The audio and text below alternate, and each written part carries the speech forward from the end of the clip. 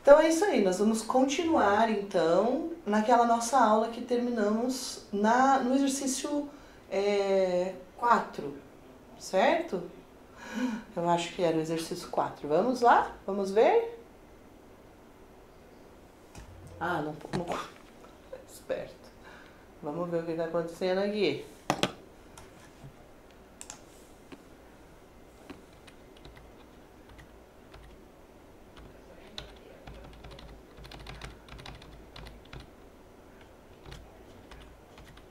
É isso, nós terminamos nesse aqui, certo?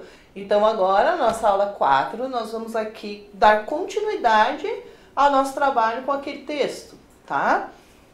Vamos ver. Vou sentar aqui, vou baixar vocês aqui para vocês poderem me ver enquanto eu tô sentada. 4, aí. Tomara que a câmera não desfoque agora que eu tô aqui longe. Vamos ver? Então, nós temos aqui o que o cavalo... Lembram do texto? Vamos subir lá no texto rapidinho para a gente dar uma relembrada. Então, nós estávamos lendo esse texto, o diabo e outras histórias. Lembram que o cavalo começa a contar um pouco sobre algumas coisas e começa a fazer reflexões sobre o comportamento humano e tal. Lembram? Qualquer coisa, vocês deem mais uma lidinha no texto aí, tá bom? Vamos lá para a nossa questão. O que o cavalo pensa a respeito de ter um dono e não ser esse dono o seu criador? Vocês lembram dessa questão que estava colocada lá? O cavalo, ele faz essas conjunturas, ele fica pensando sobre essas questões, né? Então, vamos voltar lá no texto, dar uma olhadinha? Vamos dar uma olhadinha lá no texto, então.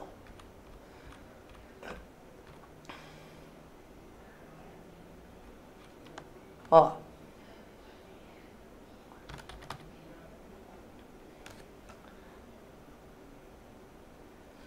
Deixa eu colocar eu aqui em cima, pra gente poder acompanhar. Peraí que eu vou ver. Vamos colocar lá em cima para vocês. Eu aprendi o que eles disseram, vamos procurar onde é que tá. No entanto...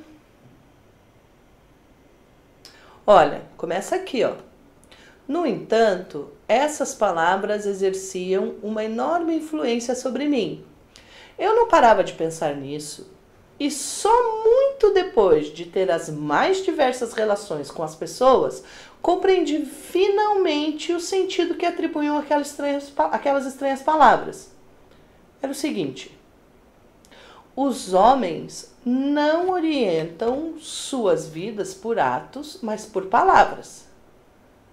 Eles não gostam da possibilidade de fazer ou não fazer alguma coisa quanto a possibilidade. Eles não gostam tanto da possibilidade de fazer ou não fazer alguma coisa, quanto a possibilidade de falar de diferentes objetos, utilizando-se de palavras que convencionam entre si. Dessas, as que mais consideram são o meu, a minha, que aplicam às várias coisas, seres e objetos, inclusive à terra, às pessoas e aos cavalos. Convencionaram entre si que, para cada coisa, apenas um deles diria meu. E aquele que diz meu para o maior número de coisas é considerado o mais feliz, segundo esse jogo. Para que isso eu não sei, mas é assim. Antes eu ficava horas, ó, aqui que começa também essa coisa. Ele fica pensando, cara, para que isso? Ele diz, antes eu ficava horas a fio procurando alguma vantagem imediata nisso, mas não dei com nada. Não dei com nada significa isso. Eu não encontrei uma solução. Olha, exatamente aqui começa a questão diretamente com ele, ó. Muitas das pessoas que me chamavam, por exemplo, de meu cavalo, nunca me montavam.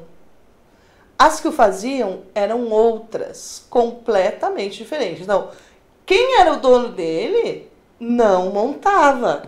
né? O dono dele não montava ele, certo? Mas quem montava eram pessoas completamente diferentes. E daí ele ainda continua, ele diz, também eram bem outras as pessoas que me alimentavam. Então, uns eram os donos, outros montavam e outros alimentavam, né? Então, provavelmente quem cuidava, que alimentava era um, o cara que montava era outro e o dono era outro, né? Tá? Vamos voltar para vocês poderem ver. Também eram as que cuidavam de mim, mais uma vez, não eram as mesmas que me chamavam meu cavalo, mas os cocheiros. Entende? Os tratadores, estranhos de modo geral. Então vejam, ele não tinha nenhuma ligação, né, pessoal com eles. Então o que era, o que ele julgava? O que o cavalo achava? Ele achava que era tranquilo, isso? O que vocês acham? O que parece para vocês?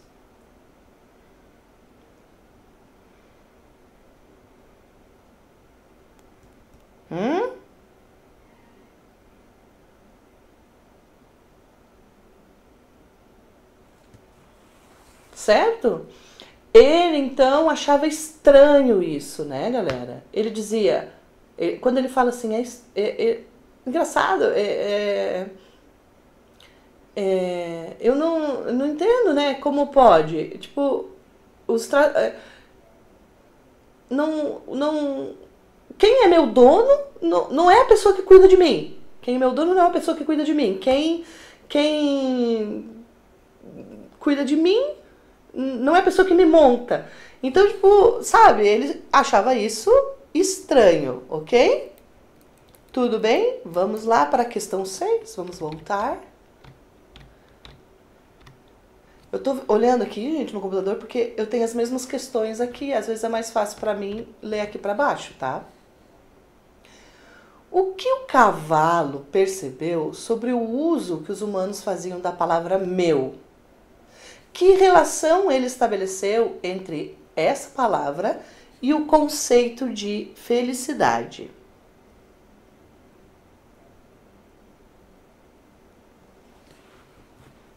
Vamos ver lá no texto de volta? Então vamos. Aqui, ó. Eles gostavam tanto da possibilidade de fazer, não gostavam tanto da possibilidade de fazer ou não fazer alguma coisa, quanto a possibilidade de falar de diferentes objetos, utilizando-se da palavra que convencionam entre si.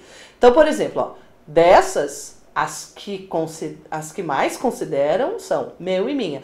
Então, o que ele fala? O ser humano, ele não tinha tanto gosto, tanto prazer em fazer ou não fazer alguma coisa. Ele tinha mais prazer de falar de determinados objetos conforme se convencionava.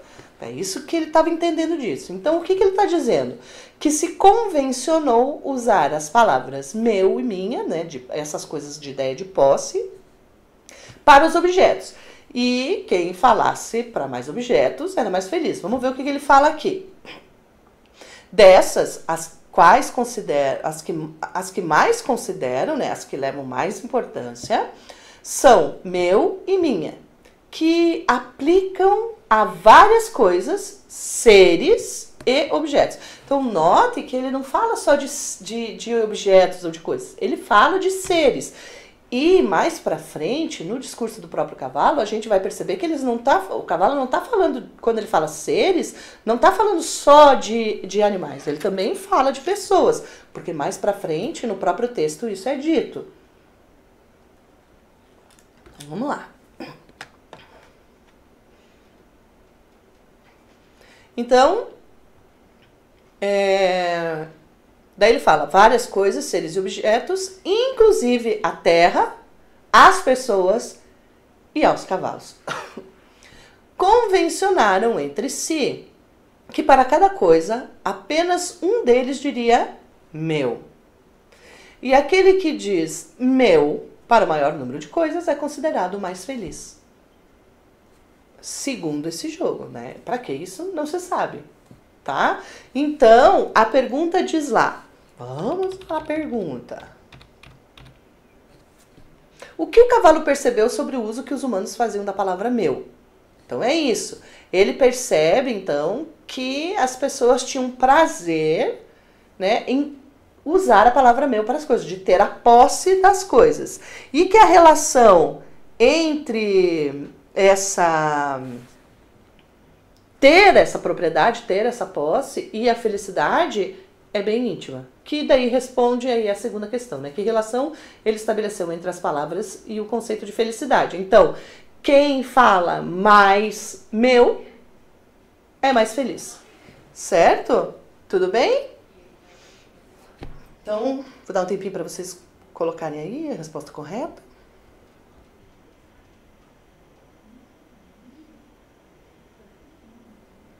Legal?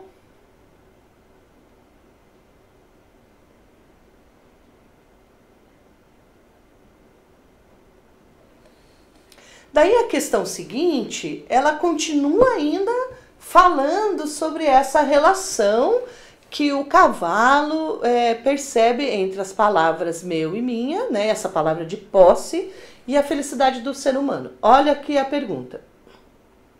O cavalo conseguia compreender esse tipo de comportamento? Transcreva um trecho que comprove sua resposta. Pessoal, não esqueçam, quando vocês estiverem respondendo uma questão, vocês têm que tomar muito cuidado e responder exatamente o que a questão pede. Vamos lá para cima no texto de volta, lá no trechinho que a gente estava. Esse ar-condicionado aí tá me matando.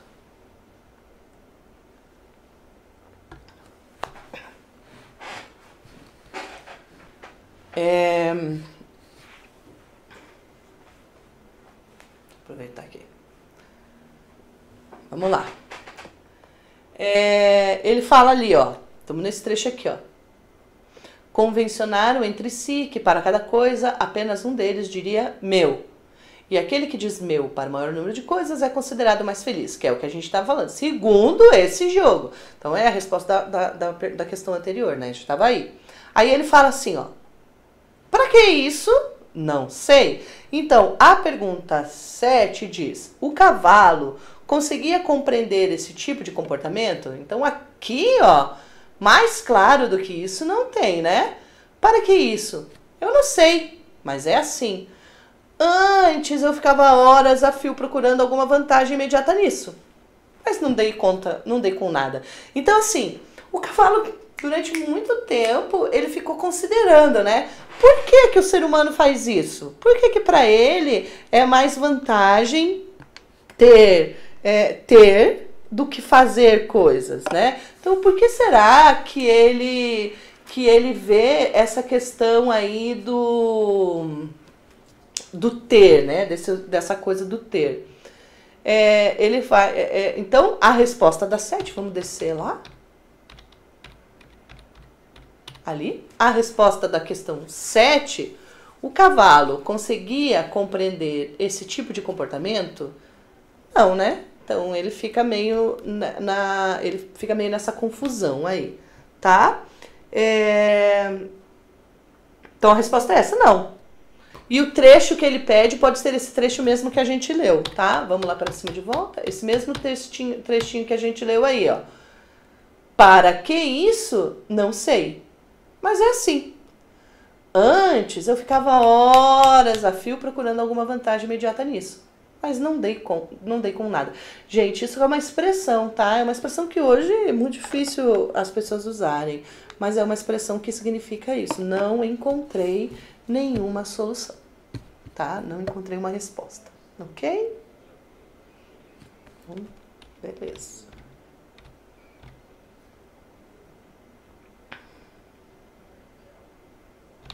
Já foi, já foi.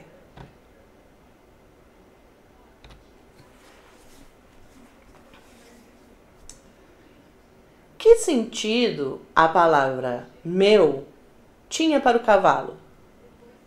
Hã?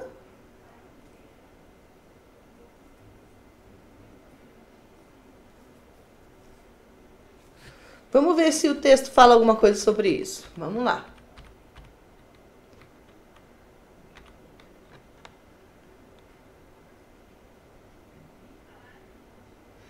No entanto, ele fala ali, né? Ele fala, eu entendi bem o que eles. Eu entendi bem o que eles disseram sobre os lanhões. Mas, naquela época, era absolutamente obscuro para mim o significado das palavras meu potro. Palavras através dos quais eu percebia que as pessoas estabeleciam uma espécie de vínculo entre si e o chefe dos estábulos. Entre mim e o chefe dos estábulos. Então, vejam, nesse momento, ele já começa mais ou menos a falar o que ele entende, né? Porque ele fala... mas naquela época era absolutamente obscuro para mim o significado das palavras meu potro. Palavras através das quais eu percebia que as pessoas estabeleciam uma espécie de vínculo entre mim e o chefe dos estábulos. Eu não conseguia entender de jeito nenhum o que significava me chamarem de propriedade de um homem. As palavras meu cavalo, referidas a mim, um cavalo vivo, pareciam-me tão estranhas quanto as palavras minha terra, meu ar, minha água. Num primeiro momento, o cavalo vai pensar nessa questão de sentimento, né? De criação desse vínculo. Ó, vamos lá pro fim agora do texto, né?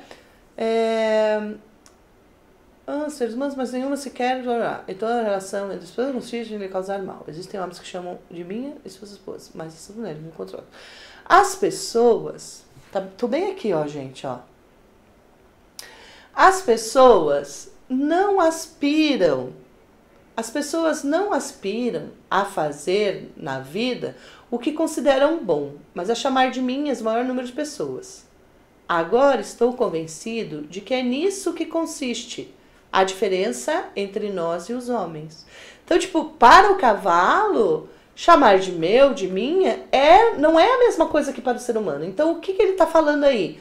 Veja, eu vou repetir essa frase. Ó. As pessoas não aspiram a fazer na vida o que consideram bom, mas a chamar de minhas o maior número de pessoas. Agora estou convencido de que é nisso que consiste a diferença essencial entre nós e os homens. É por isso que, sem falar das outras vantagens que temos sobre eles, já podemos dizer sem vacilar que na escala dos seres vivos estamos acima das pessoas. A vida das pessoas, pelo menos daquelas com as quais convivi, traduz-se em palavras, a nossa em atos. E eis que foi o chefe dos estábulos que recebeu o direito de me chamar de meu cavalo. Por isso, aí soltou o cavalariço. Essa descoberta me deixou profundamente impressionado e levou-me a tornar-me um malhado ensimesmado e sério que sou. Então, aqui no comecinho, quando ele fala a primeira vez dessa criação deste vínculo, né? Então, a palavra meu, antes de tudo isso, só fazia sentido para o cavalo se existisse uma proximidade, uma relação de proximidade, uma afetividade. Tanto que quando o cavalariço volta, aqui, quer ver?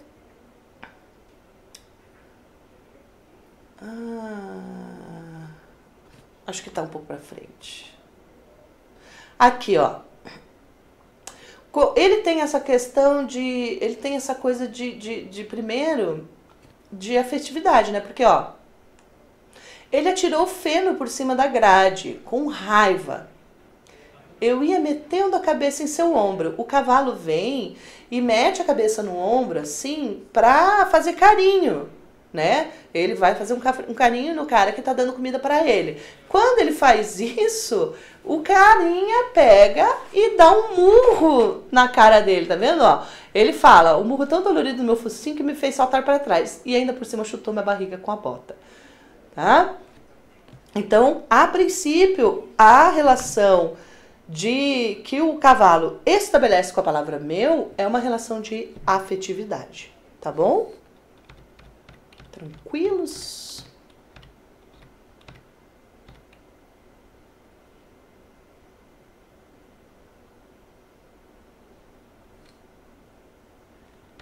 Estamos aqui, né? É possível afirmar que no texto o personagem do cavalo foi humanizado?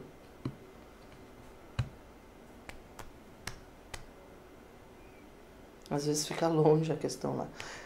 É possível afirmar que no texto o personagem do cavalo foi humanizado? Por quê? Podemos dizer que no texto o cavalo é humanizado? Acho que a gente pode pensar em algumas questões aí. Primeiro, que o cavalo está fazendo uma coisa que é efetivamente humana, né? Que é falar e pensar. São duas coisas que são efetivamente humanas, que os seres humanos fazem. Cavalos normalmente não falam. Ou falam, e eu estou vivendo em outro mundo. Mas normalmente os cavalos não falam, não tem razão nenhuma dos cavalos saírem por aí falando com as pessoas. Então, e para além disso, se a gente for pensar na outra questão, quando o cavalo ele pensa numa questão de existência, né? Quando ele fala que essa descoberta me deixou profundamente impressionado e levou-me a me tornar o malhado porque ele era malhado, né? Ensimesmado. Sabe o que é ensimesmado? Ensimesmado é quando você fica sempre pensativo, assim, como se você estivesse olhando para dentro de você mesmo. Entendeu? Ensimesmado. Eu adoro essa palavra. Ensimesmado. Então, veja, ensimesmado e sério que sou. É humanizante no sentido também de ter essa relação de descoberta, né? Essa coisa de ficar conjecturando a respeito do comportamento humano, que é uma coisa que nós, seres humanos, fazemos. Né? Existem muitas pessoas que fazem isso. E a gente também não pode esquecer que o autor, o Tolstói, ele foi um pensador social. Né? Ele pensa sobre essas questões de social e de moral ao mesmo tempo.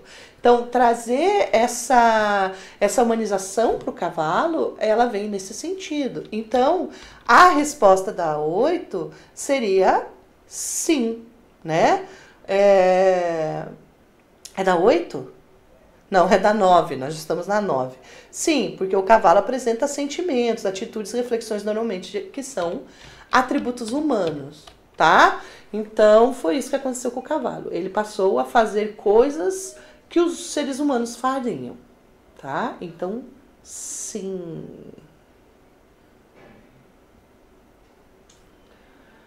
A questão 10 é uma questão bastante interessante, né? Arrumaram a questão 9? Posso seguir. A questão 10 fala assim.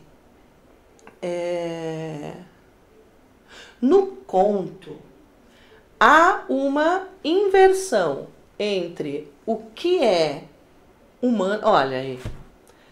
Um S sobrando, gente. Um S sobrando. Tirem esse S daí. Deixa eu ver se eu faço. Vou fazer. Não dá pra ficar com esse S sobrando, né, gente? Deixa eu ver se sobrando. Então já sabem, galera, tem um S a mais aí, tá? Tem que... Aqui esse S que tem aqui, ó. Aí não tinha que estar aí, não. No conto, há uma inversão entre o que é humano e o que é animal. Explique essa afirmação. E agora, galera? No conto, há uma inversão entre o que é humano e o que é animal.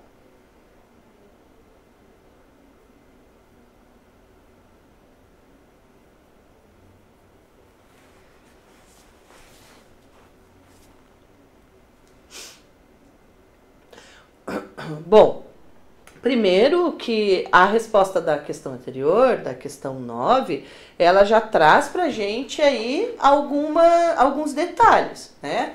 O que acontece com o cavalo? O cavalo, ele tem essa coisa do ser humano, que é isso, primeiro, de falar, né? Lembre-se, pessoal, somente a fala ela é característica do ser humano. Animais, outros até possuem linguagem e tal, sistemas de comunicação. Mas a fala, ela é característica do ser humano. Ah, professora, mas papagaio fala. Não fala.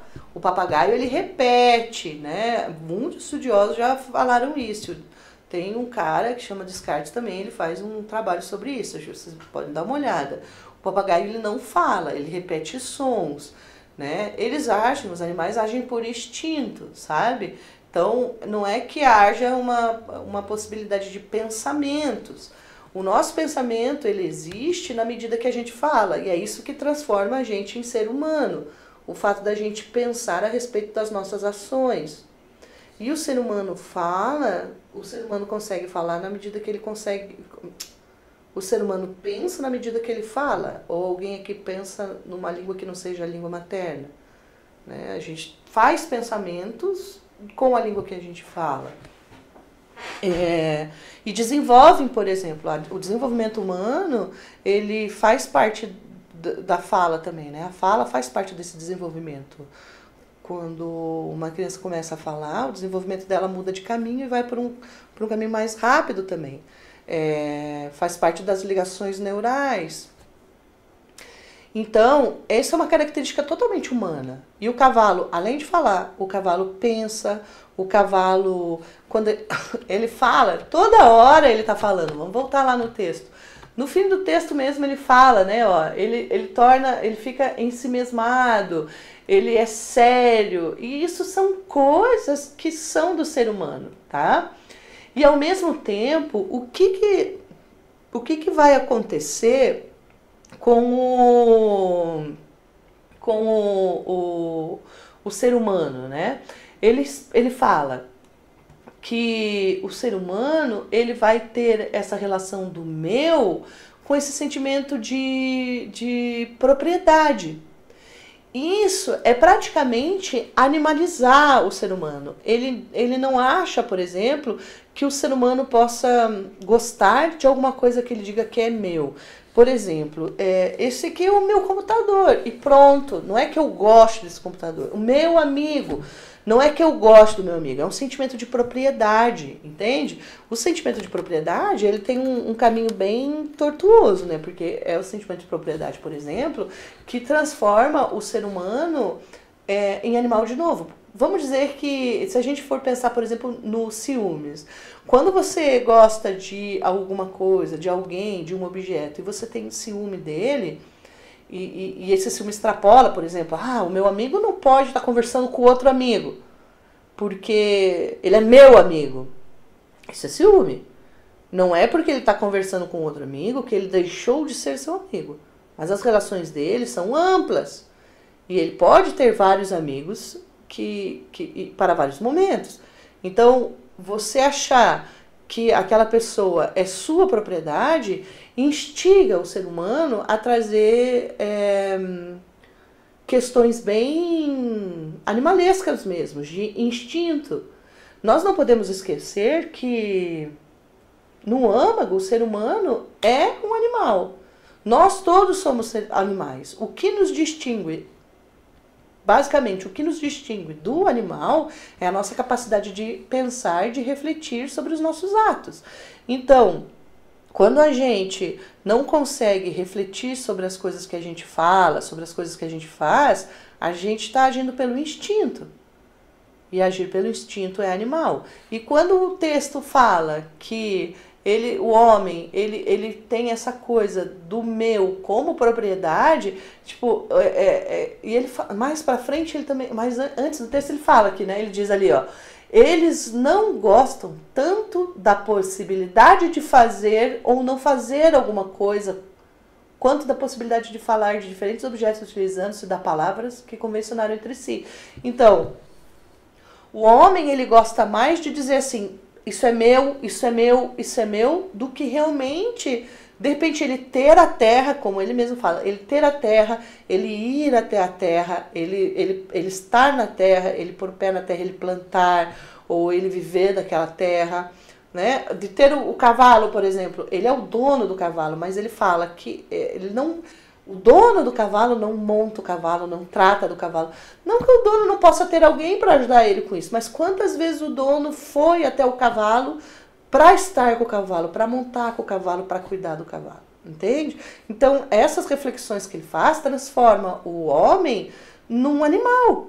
É como se o homem trocasse de lugar mesmo com o cavalo, né? Ele não faz alguma coisa pensando naquela coisa.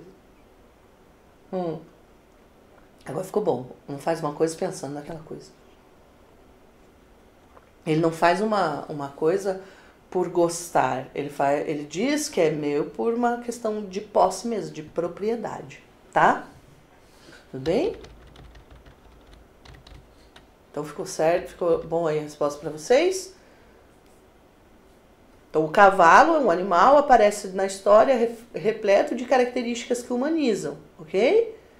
Enquanto o ser humano é apresentado de maneira animalizada, em consequência do significado que atribui a palavra meu, o modo como entende o conceito de propriedade e de como se relaciona com o outro e com aquilo que lhe pertence, certo? Tudo bem? Conseguiram pegar? 11. Estruturalmente, a que tipo de narrativa literária esse conto se assemelha? Caramba, essa pergunta aqui ela é bem legal, pessoal. Vejam. Vamos pensar aqui nesse texto. Quem é a personagem principal desse texto? A gente já sabe que isso é o quê? Um conto. Deixa eu ir aqui pro quadro. Pera lá.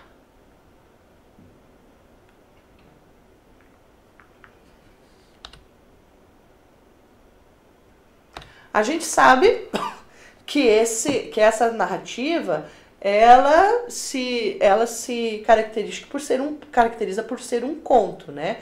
É uma narrativa curta, né? É uma narrativa curta. Ela tem qual é o conflito desse conto? Qual que é o conflito aqui? Quem que levanta o conflito? O que acontece? O texto está em equilíbrio aqui, ó. O texto está em equilíbrio. Aí o que acontece? No equilíbrio aqui, o cavalo... É mais fácil. Peraí. Vou voltar aqui, porque é mais fácil eu fazer assim para vocês. Deixa eu baixar aqui, ó. Deixa eu ver que vocês me veem. Quando vocês pensam aqui, por exemplo, quando o texto começa... Tava num equilíbrio aqui, ó. O cavalo tava lá na baia dele, sendo cuidado, tal. Naquele dia, acontece que ele não recebeu ração. E assim, não se sabe por quê, nem não sabe que razão levou o chefe o chefe dos cavalariços ir até o estábulo, até a baia do cavalo e perceber que o cavalo não tinha ração. Então, o desequilíbrio começa aqui no texto, certo? Então, o desequilíbrio começa aqui, porque o cara vai xingando, não sei o quê. Tal, aí o cavalo, alguém vem e fala que o cavalo, o cavalariço aparece, né? O cavalariço tomou uma surra. Aí ele aparece e tal, e o cavalo percebe, então, que ele tinha mudado de dono. Se deram ou venderam, só o diabo sabe. O certo é que você pode até matar de fome todos os cavalos do conde, e nada acontece. Mas se você se atreva a deixar o potro dele sem ração, deita aí, diz ele, e tome chicotada. Ele mesmo contou as chicotadas que me deu, o bárbaro. O general não bate assim. Ele deixou as minhas costas em carne viva. Então, o que acontece? O fato do cavalariço não ter dado ração pro cavalo trouxe um desequilíbrio pro texto. E daí, com esse desequilíbrio, as coisas foram acontecendo. E o cavalo percebeu que ele tinha mudado de dono. Que o dono dele não era a pessoa que dava comida para ele, né? E ele vai falando isso, essas palavras, nananana, tal. E daí ele faz a conjectura toda, tá? Aí ele fala que tal, que as pessoas... E daí ele volta, resolvendo o conflito, ele volta e diz, verdade é que as pessoas não aspiram nada na vida, consideram bom mas chamar de minhas, o maior número de coisas. Agora estou convencido de que é nisso que consiste a diferença essencial entre nós os homens. É por isso que, sem falar de outras vantagens que temos sobre eles, já podemos dizer sem vacilar que na escada dos seres vivos estamos acima das pessoas. A vida das pessoas, pelo menos daquelas com as quais eu convivi, traduz-se em palavras. A nossa em atos. Então, os homens falam demais. Né? O equilíbrio é quebrado pela falatório lá do cara. Os homens falam demais e os cavalos agem, fazem. E eis que o chefe dos estábulos, que recebeu o direito de me chamar de meu cavalo, por isso acertou o cavalariço. Então veja, aqui está a resolução do equilíbrio e a volta, né? A resolução do conflito e a volta para o equilíbrio do texto. Então lá em cima, do nada, o chefe dos estábulos aparece lá e vê que o cavalariço não tinha dado comida para o cavalo dele. Só que naquela altura ainda não sabia que o cavalo era dele. Depois vem a se saber aí no fim do texto. Então tem toda essa fala do cavalo, o cavalo pensa, o cavalo discorre sobre isso, e o que está acontecendo, e não sei o quê, e daí volta para o equilíbrio do texto. Então nós sabemos, então, a partir disso tudo que nós estamos falando, que o conflito do texto é esse. E que o número de personagens é pequeno. Então a gente tem o cavalariço, o cavalo, o chefe do cavalo. Certo? A gente vai ter uns outros, mas é pouca coisa que a gente tem aí, tá? Então, mas a pergunta não é essa, professora. A pergunta é, estruturalmente, a que tipo de narrativa literária esse conto se assemelha? Então, tem uma outra narrativa que é muito conhecida e que pode confundir a nossa cabeça quando a gente pensa nesse conto. Certo? Que é uma narrativa, que também é uma narrativa curta, e que, né, durante essa narrativa tem poucos personagens, muitas vezes, mas tem uma característica que é muito interessante, que é a questão... aqui fica ruim pra vocês. Deixa eu trocar de... Essa aqui é melhor. Que é a questão dos animais e ou seres inanimados. Seres inanimados ganharem... Seres inanimados, galera. Seres inanimados são seres... sem alma. Né? Ânima é alma, tá? Ânima é alma. Então, seres inanimados, tipo uma árvore, uma cadeira, um copo, uma caneta, eles não ganham alma. Olha, em tempos de coronavírus, espirrar aqui, hein, galera? Então, só que... Voltando aqui rapidinho. Então, o que acontece? Nós temos, numa narrativa específica, uma narrativa em que animais seres inanimados ganham características humanas. Quem lembra que tipo de narrativa é essa? Conto... Né? Fábulas, galera. Contos de fadas, eu ia dizer. Fábulas, ok? Fábula. Então, esse conto, especificamente porque é um cavalo que está narrando, ele tem essa característica bem semelhante a uma fábula. Mas ele é caracterizado como um conto, tá? Porque tem esse equilíbrio. Uma fábula também tem questões de lição de moral no fundo e tal. E esse texto não tem, apesar de ser uma discussão moral. Tá bom? Então, essa questão aí tá respondida, né? Assemelha-se à fábula. Opa, saí aí deixa eu botar aqui, ó. Assemelha-se à fada, pois o protagonista é um animal dotado de características humanas e apresenta uma intenção de moralidade. Certo? Que é uma característica também das fábulas. Ok? Tudo bem? Bom, então, nós já relembramos lá em cima o que é um conto. O conto é uma narrativa curta. A gente tem